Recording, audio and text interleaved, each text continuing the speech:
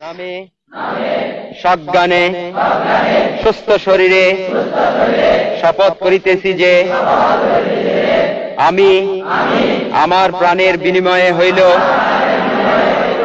আইনগতভাবে গঠিত মুক্তিবাহিনীর একজন সৈনিক হিসাবে আমার মাতৃভূমির স্বাধীনতা সার্বভৌমিত্ব রক্ষার্থে সর্বশক্তি নিয়োগ করিব।